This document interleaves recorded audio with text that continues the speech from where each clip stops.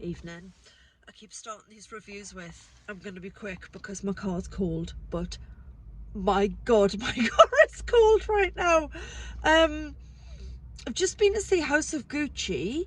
It's nuts. Could also be called House of Accents.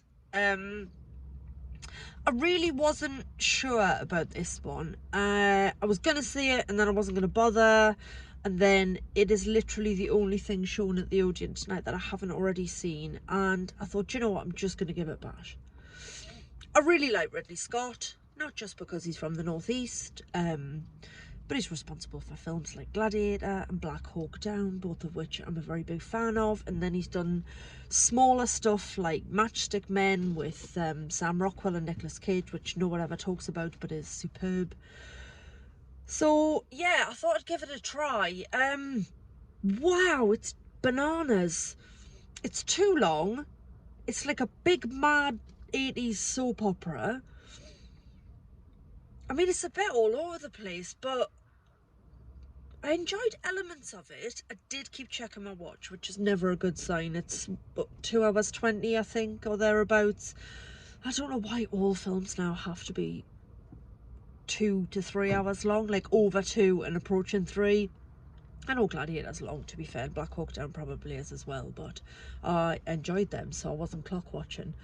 With this, I was a bit like, what's going on a bit? Positives, right? Let's do the positives. Lady Gaga. Oh, I nearly swore then. I try not to. Lady Gaga, superb. My God, what a woman. Like, so good. Really good. Also nuts. But just convincing and, you know, mesmerising and really powerful in her performance, and suited the clothes and the big 80s hair. Another positive, the clothes. It looks great. The outfits are insane, and just the design of it all is spot on. Other positives, Adam Driver. Should possibly have put him before the clothes, but I'm not doing things in order. He's brilliant. He's brilliant in everything. He's got incredible screen presence. There's something very oddly handsome about him. I'm sure he'd really appreciate that, may call him oddly handsome. He's great.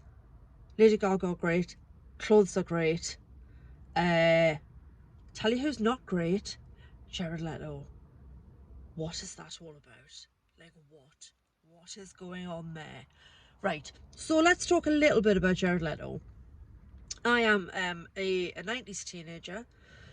That means mid-90s, I was obsessed with My So-Called Life. This was a sort of teen angsty drama that was cruelly cancelled, and I think only ran for like a season and a bit. Maybe 1 season, I don't know. There's not a huge amount of episodes, and it starred Claire Danes, obviously, who went on to be in all the things. And it starred a young-ish Jared Leto, and he was the love interest of the lead character, and he was literally the most beautiful thing me and my friends had ever seen. And all he did was lean against things. He leaned against lockers and looked beautiful, and we all wanted to marry him. And then obviously went on to be in a band, and his acting career has been quite a mixed bag, and I've never really had a problem with him. I always found him a bit like, you know, he's all right, take him or leave him sort of thing.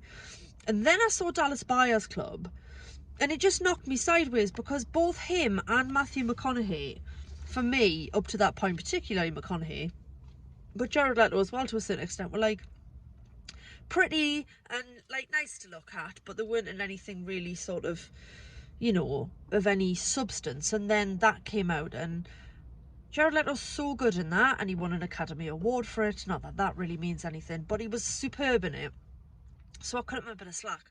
What is going on with his performance in this film? He's buried under a pile of prosthetics, right? He's a beautiful man, and he's covered in latex. He's got a massive beer belly and a bald head, and it just looks like a Little Britain character. And he's waddling about with this big belly in a corduroy suit. Like, the idea that he's supposed to be a Gucci and therefore fashionable is just an absolute disgrace. The accent, I mean, mamma mia, the accent. Right, so it's set partly in Italy. These people are supposed to be Italian, but they're not speaking Italian. That's fine. They're speaking English with Italian accents. And Lady Gaga's and Adam Driver's are absolutely fine. She, like, never falters. And I believe her as a passionate Italian woman who's technically speaking English, but I buy it. I go with it. Jeremy Irons plays Maurizio Gucci's father, Rodolfo. So he's Adam Driver's character's dad.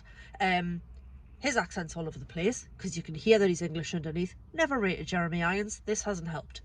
Al Pacino's in it. He plays the Jeremy Irons brother.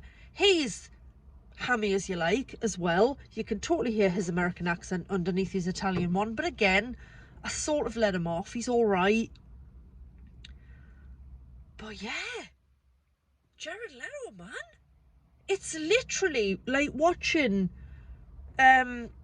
what's her face? Was she called Bella Lasagna in Postman Pat? Not Postman Pat, what's the other one? Five and Sam, that's what I meant. Was she called Bella Lasagna? Or was it something slightly less racist? I don't know. Bella Pasta? No, that's a restaurant chain. Anyway, it's that bad. It's, hello, I am Bella Gucci. My voice is very high. I don't know where I got this. Like, it's that bad. And he looks ludicrous. And it's really jarring because, like I say, Adam Driver and Lady Gaga in all the clothes being all like 80s and powerful and Gucci and cool. And then, like, he just wombles in and you just, like, it pulls you out of the film every time he's on screen because he's like a big, like I say, he's like a Little Britain character or a Fast Show character. Only not funny and just rubbish. So, yeah, weird. How is, like, Ridley Scott's such an accomplished director. How is that wandering around his set and someone's not going, shall we have a word with Jared? Like, should we talk to him about the accent? Because he's gone up about 15 octaves and he sounds like a woman from Fireman Sam. Like, what is going on? So yeah, that's really jarring, and it's long, and like I say, it is like a big soap opera, and then it got really interesting at the end, and then it was finished. So it's nutty. I probably won't ever watch it again. Am I glad I've seen it? Yeah, I guess my thinking is always, at least I have my own opinion on it. I listen to the 5 Live podcast, so I've heard Mark Kermode's views on it, and then this week, last Friday, because Mark and Simon were away, I heard Anna Bogatskaya talking about it. And she's kind of part of the reason why I went to see it, because she said it was fun. And it is fun in places. It's very uneven. Jared Leto's accent, like, what is it all about? Woof. It's kind of worthwhile. Like, part of the reason why I came was like, I need to see how bad this performance is. And it's so bad.